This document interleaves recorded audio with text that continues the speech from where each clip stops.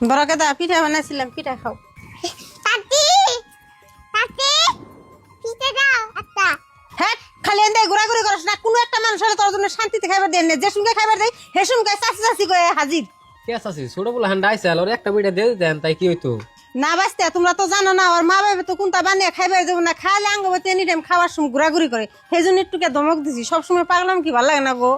ও যা চানে বহল হ্যাঁ বইতাছি, তোমরা খাও, আমি চেয়ার নেই একটা। খাও।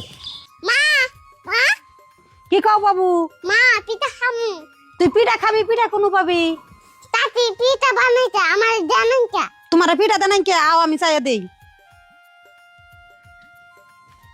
বাবে বাবে ও বুঝে আছি না, আমি রান্নার কথা মনে করতেছি যে যে বদ দেখে এলাম এবার তো কাইলো না কে, বহুনার নাম ঘর থেকে পিঠা নিয়ে আহি।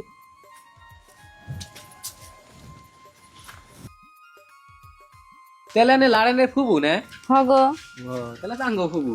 ধরুন বুঝি পিঠা খান, বুঝি বুঝি ওই যাইয়া পড়ছি ইন্নার জ্বালা আর কেউ কোন তার শান্তি আলে খাইবার দিয়ে নি। বুঝি আন্না বলে পিঠা বানাইছো, নাঙ্গ পারবো একটা পিঠা দেনছে।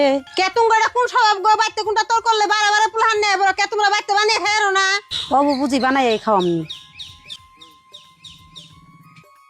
বুঝি আন্নে বই থাকুন আন্নে খান।